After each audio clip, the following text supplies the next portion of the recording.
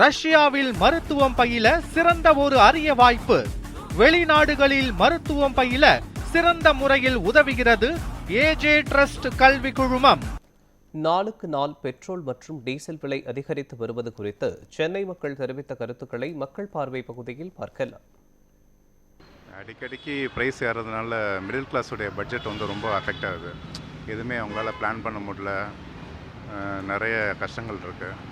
அதனால் இந்த வார் எவ்வளோ சீக்கிரம் முடியுமோ அவ்வளோ சீக்கிரம் முடிச்சுட்டு ப்ரைஸ்லாம் கொஞ்சம் ரெடியூஸ் பண்ணி பழைய நிலைமைக்கு வந்தால் கொஞ்சம் நல்லாயிருக்கும்.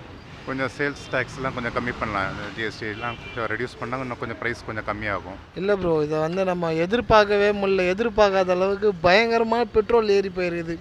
ப்ளஸ் நாங்கள் இதால் வாழ்வாதாரமே அடிபட்டுச்சு. ஏன்னா நாங்கள் என்னோடய ஃபீல்டு ஆட்டோ ஓட்டுறதுலாம் கிடையாது. நாங்கள் சொந்த தொழில் பண்ணிகிட்ருக்கோம். ப்ளஸ் நாங்கள் ஷெட்டு போட்டு கொடுக்கறது அந்த மாதிரி வேலையை செஞ்சிட்ருக்கோம். பெரிய இது பண்ணியிருந்தோம். இப்போ எல்லாருக்குமே இதால் அடி ஆகிடுச்சு. எதிர்பார்க்க முடியாது. எந்த பொருளை தொட்டாலுமே 3 மடங்கு 4 மடங்கு விலை ஏறி போனதுனால எந்த சைடும் நமக்கு டிரான்ஸ்போர்ட் சார்ஜும் அதிகமாகிடுச்சு. ப்ளஸ் மெட்டல் ஷீட்டு, ஒரு மெட்டீரியல் எல்லாமே ரேட் அதிகமாக இருந்ததுனால இந்த பெட்ரோல் அத்தியாவசிய தேவையிலேருந்து எல்லாமே போயிடுச்சு. எல்லாமே ரேட் அதிகமாகறதுனால இதுதான் முக்கியம் அதுதான் முக்கியம்னு சொல்ல முடியல.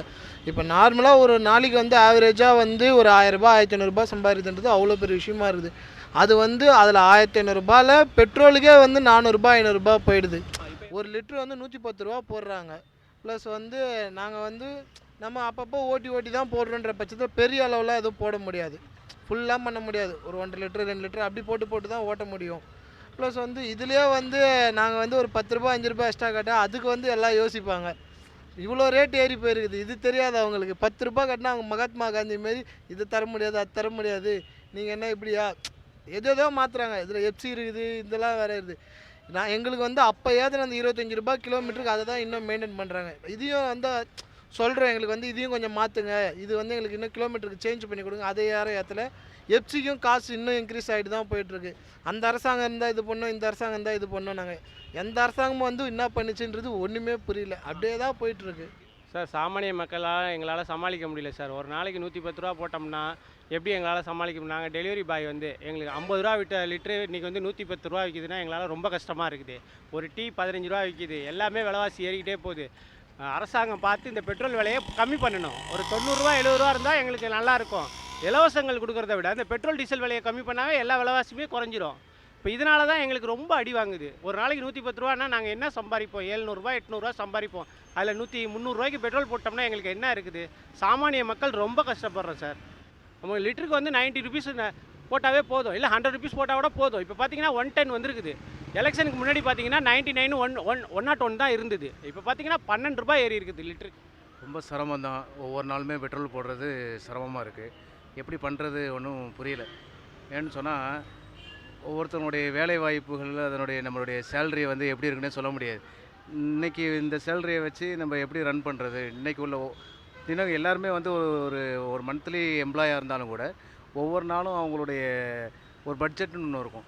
நம்ம ஒரு பட்ஜெட் நினச்சி காலையில் எழுந்துச்சி பார்த்தா 2 ரூபா கூடி இருக்குது, 4 ரூபா கூடி இருக்குது. இது மட்டும் இல்லை, இதை தொடர்ந்து மற்ற விலைவாசிகளும் உயருது. காய்கறியிலேருந்து எல்லாமே உயருது. இப்போ இதைத்தான் காரணம் சொல்கிறாங்க எல்லாத்துக்குமே. ஒரு ஃபோன் வாங்குறது, ஒரு ரீசார்ஜ், எல்லாமே எல்லாமே A to Z எலக்ட்ரானிக்காக இருக்கட்டும். நம்ம சாப்பிட்ற இந்த ஹோட்டலை பார்த்துக்கிறங்க, ஹோட்டல் டிபார்ட்மெண்ட்லேயும் எல்லாமே ஜாஸ்தி ஆகிடுச்சு. 10 ரூபா இட்லியாக இருந்தது 15 ரூபா ஆயிடுச்சு. 10 ரூபா டீ ஆகிருந்து 15 ரூபா டீ ஆகிடுச்சு. இப்போ ரேட்டு நான் டெய்லியும் இப்போ நான் 100 ரூபாய்க்கு தான் போடுவேன். ஓரளவு 100 ரூபாய்க்கு போடுவேன். இப்போ அந்த 100ங்கிறது இன்றைக்கி 110 120 ஆயிடுச்சு. ஒரு 100 ரூபாய்க்கு போடுவேன். ஓரளவு நம்ம கொஞ்சம் வெளியே ஊருக்கு இருக்கனால போடுவோம். அந்த 100 ரூபாங்கிறது 120 ரூபா ஆயிடுச்சு. இப்போ என்னுடைய இதில் இதிலேயே போயிடுச்சுன்னு சொன்னால் நான் எப்படி என்னுடைய குடும்பத்தை நடத்த போகிறோம் அப்படிங்கிறது தெரில. ஒரு சின்ன எம்ப்ளாயி தான். அரசு என்ன நடவடிக்கைன்னு அவங்களுடைய எல்லாம் டேக்ஸ் சொல்கிறாங்க. அந்த டேக்ஸ் எல்லாம் குறைச்சாங்கன்னா நல்லாயிருக்கும். தமிழக வரின்னு சொல்கிறாங்க, ஜிஎஸ்டி சொல்கிறாங்க எல்லாமே. அல்லது ஜிஎஸ்டிக்குள்ளே இதை கொண்டு ஒரு சரியான ஒரு தீர்வு செய்யலாம். அல்லது இன்னும் உலகளாவிய என்ன பிரச்சனைகள், ஹார்மோன்ஸ் அந்த பிரச்சனையை தானே சொல்லிகிட்டு இருக்கிறாங்க. அதுக்கு என்ன தீர்வுங்கிறது மேலிடத்தில் முடிவு செஞ்சால் நல்லாயிருக்கும். இது வாரத்தில் 2 நாள் 2 ரூபா 3 ரூபா 4 ரூபான்னு அப்படியே ஏற்றிட்டே இருக்காங்க. அதனால் விலைவாசிலாம் ஏறிக்கினே இருக்குது. இப்போ நாங்கள் தண்ணி கேன் போடுறோம், இப்போ நாங்கள் ஏற்ற வேண்டியதாக இருக்கோம். இப்போ பெட்ரோல் விலை ஏறதால் எல்லாருக்குமே கஷ்டமாக தான் இருக்குது. இப்போ மைலேஜும் கம்மியாக கொடுக்குங்க. இப்போ பெட்ரோல் ஃபஸ்ட்டு 50 கொடுத்துருந்ததுன்னா இப்போ வந்து 40-30 தான் கொடுக்குது. பெட்ரோல் விலை ஏறிக்கிட்டே ஃபஸ்ட்டு 100 போட்டிருந்தோம், இப்போ 150 போட வேண்டியதாக இருக்குது. தங்கம் வந்து இன்வெஸ்ட்மெண்ட்டு, அது ஏறினாலும் பிரச்சனை இல்லை. இது பெட்ரோல் வந்து பொருளாதார பிரச்சனை. அதனால் இன்றைக்கி இருக்கிற நாடு இருக்கிற சூழ்நிலை இன்னும் 3-4 வருஷமாக ஏறலை. ஆனால் எப்படியோ சமாளித்தாங்க நம்ம மத்திய அரசு. இருந்தாலும் இப்போ கொஞ்சமாக ஏறுறது வந்து கம்மி பண்ணுறாங்க. இப்போ 4 தடவை ஏறுறது நடுவில் ஒரு தடவை குறைஞ்சிருக்குது. அதனால் நம்ம சமாளித்து தான் ஆகணும், வேறு வழியில். ஏன்னா கொரோனாவில் எவ்வளோ கஷ்டப்பட்டோம். அந்த ரேஞ்சுக்கு உலக நாடு ஃபுல்லாக இன்றைக்கி எரிபொருள் இதுவாகுது. மற்ற நாட்டில் பார்த்தீங்கன்னாக்கா 250 300. வேணாலும் அதெல்லாம் இது பெருசாக எடுத்துக்கூடாது. ஸோ நாட்டுக்கு ஏற்ற சூழ்நிலைக்கு ஏற்ற மாதிரி நம்ம அட்ஜஸ்ட் பண்ணி தான் போகணும். ஆக்சுவலி கஷ்டமாக இருக்குது. இப்போ டெய்லி வேஜஸ்க்காக நம்ம லாங்லேருந்து வரோன்னா, இதுக்கு முன்னாடி ஆல்ரெடி 100 rupees 103 rupees இருந்தது.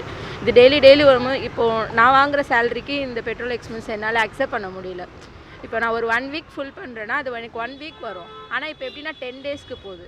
அப்போது எங்களுக்கே கஷ்டமாகுது. ஒரு மந்த்துக்கு சேலரியே 3K 4K போதும். ஒரு 4K அதுக்கே போயிடுது பெட்ரோல். சார் ஒன்றுமே பண்ண முடியாது சார் இது.